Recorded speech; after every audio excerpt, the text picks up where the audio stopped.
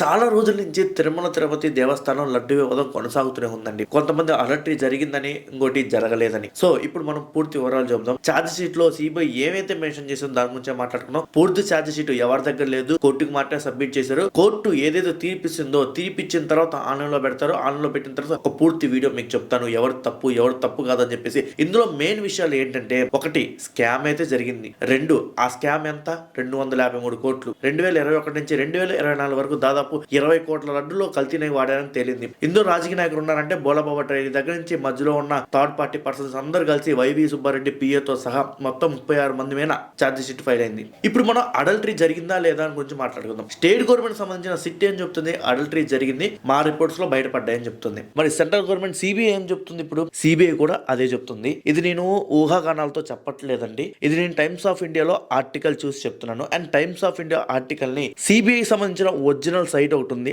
ఆ సైట్ లో నుంచే నేను స్క్రీన్ షాట్ తీసాను.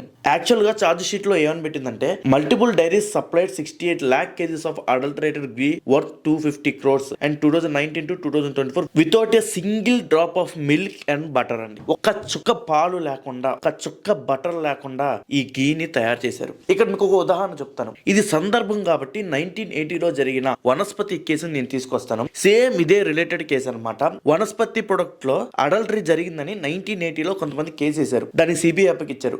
1980లో సిబిఐకి అప్పగిస్తే 2014లో ఈ కేసుకి తీర్పు వచ్చింది. ఏంటని ఇంత లాంగ్ గ్యాప్ తీర్పు కనుకోవచ్చు.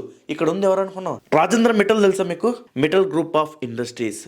అందుకనే ఇంత లాంగ్ గ్యాప్ వచ్చింది ఈ కేసులో. ఇక్కడ నేను ఎందుకు స్పెషల్ గా మెన్షన్ చేస్తున్నా అంటే, వనస్పతి కేసు, ఈ వనస్పతి కేసులో కూడా పామ్ ఆయిలే వాడారు. పామ్ ఆయిల్ 2-3 రకాలుగా చేస్తారండి. ఒకటి వెజిటేబుల్ తో చేస్తారు, ఇంకోటి వచ్చేసి సీడ్స్ తో చేస్తారు. యాక్చువల్ గా వెజిటేబుల్స్ తో సీడ్స్ తో చేసిన గీ లాగా ఉండదు, చూడగానే మీకు అర్థమైపోయింది. బట్ క్వశ్చన్ చేస్తారు కదా, అందుకని చెప్పేసి కొన్ని కెమికల్స్ వాడతారు అండ్ మిక్స్డ్ యానిమల్స్ ఫ్యాట్ వాడతారు. యానిమల్స్ ఫ్యాట్ వాడతారు నేను అనేది టీటీడీ సంబంధించిన కేసు కాదు, వనస్పతి సంబంధించిన కేసులో చెప్తున్నాను. ఎందుకంటే టీటీడీ సంబంధించింది ఇంకా కోర్టులో తీర్పు రాలేదు కాబట్టి నేను చెప్పలేను. అది ఎందుకు యానిమల్ ఫ్యాట్ కలుపుతారు గీలో అంటే, ఇది నెయ్యి అని మనల్ని నమ్మించడానికి మాత్రమే.